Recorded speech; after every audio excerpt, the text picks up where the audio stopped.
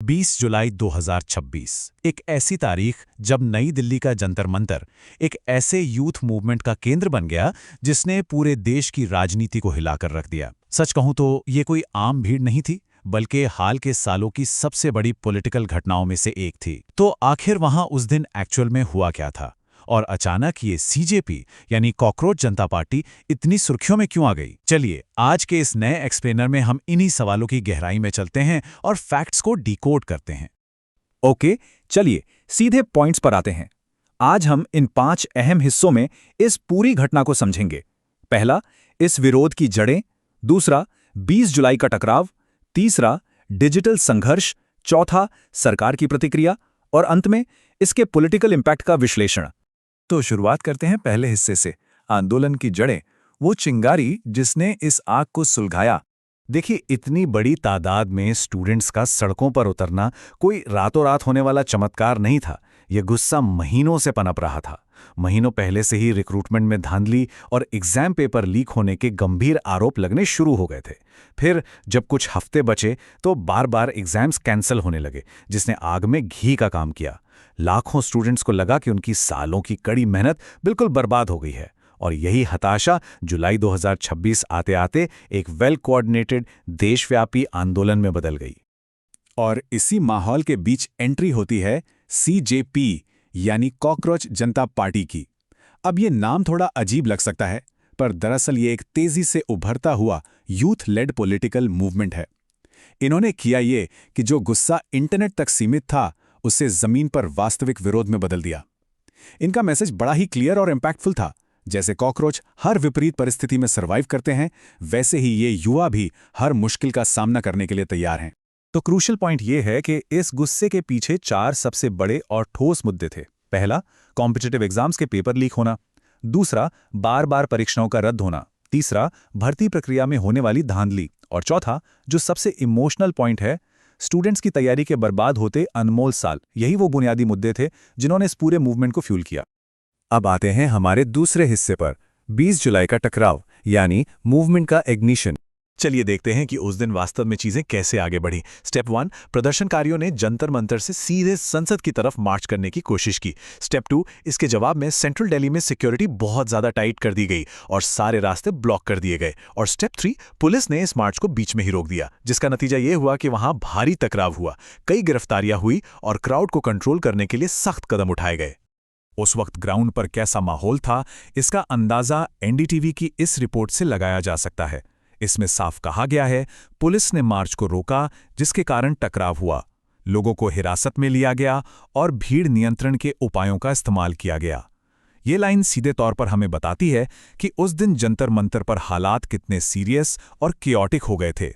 अब चलते हैं तीसरे हिस्से की तरफ, डिजिटल बैटल्स, जिसने इस आंदोलन को रफ्तार दी। लेकिन जमीनी टकराव तो कहानी का सिर्फ आधा हिस्सा था। असली कमाल तो इंटरनेट पर हुआ।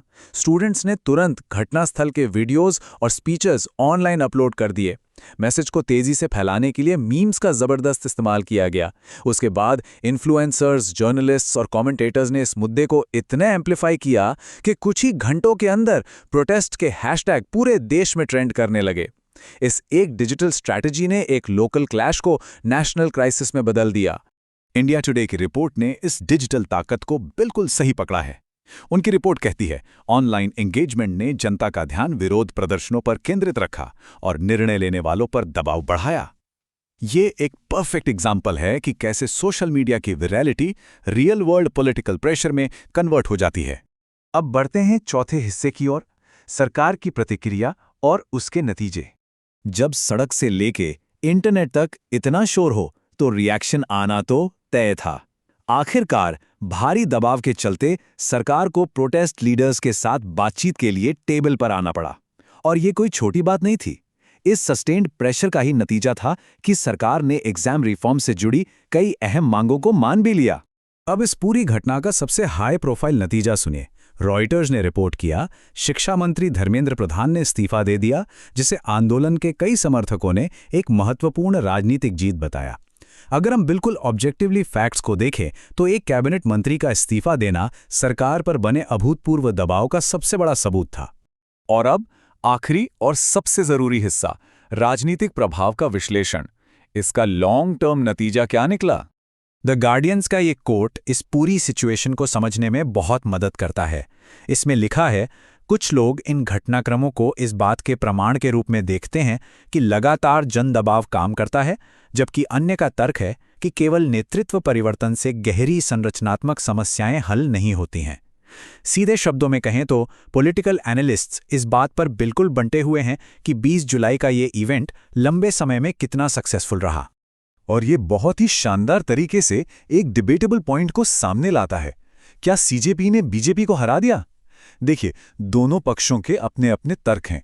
समर्थक कहते हैं कि सरकार को झुकना पड़ा, मांगे मानी गईं और एक कैबिनेट मंत्री को रिजाइन करना पड़ा, इसलिए ये उनकी बहुत बड़ी जीत है। पर दूसरी तरफ आलोचक पॉइंट आउट करते हैं कि रूलिंग पार्टी अभी भी सत्ता में है, सिस्टम में कोई ठोस बदलाव अभी तक पेंडिंग है और असली असर तो आने वाले इलेक्शंस में ही पता चलेगा। तो एसेंशियली सत्ताधारी पार्टी की हार सिर्फ एक नजरिया है, कोई एस्टैब्लिश्ड फैक्ट नहीं। लेकिन इन सब बहसों के बीच एक सच्चाई बिल्कुल क्रिस्टल क्लियर है। स्टूडेंट्स के मुद्दे, सोशल मीडिया की पावर और सड़कों पर होने वाले प्रोटेस्ट्स, जब ये तीनों मिलते हैं तो ये नेशनल पॉलिटिकल कॉन्वर्सेशन को पूरी तरह से नया आकार दे सकते हैं। युवाओं की परेशानियां और इंटरनेट पर उनका यूनाइटेड होना एक ऐसी ताकत बन चुका है जिसे कोई भी पॉलिटिकल पार्टी इग्नोर नहीं कर सकती। तो सब कुछ जानने के बाद अब आखिर में एक बहुत बड़ा सवाल पीछे छूट जाता है। क्या 20 जुलाई की ये घटना भारतीय राजनीति में एक ऐतिहासिक टर्निंग पॉइंट थी, या फिर ये किसी आने वाली बहुत बड़ी कहानी की सिर्फ एक शुरुआत है? खैर, ये तो आने वाला वक्त ही बताएगा। आज के इस एक्सप्लेनर में हमारे साथ जुड़ने के लिए बहुत बहुत शुक्रिया।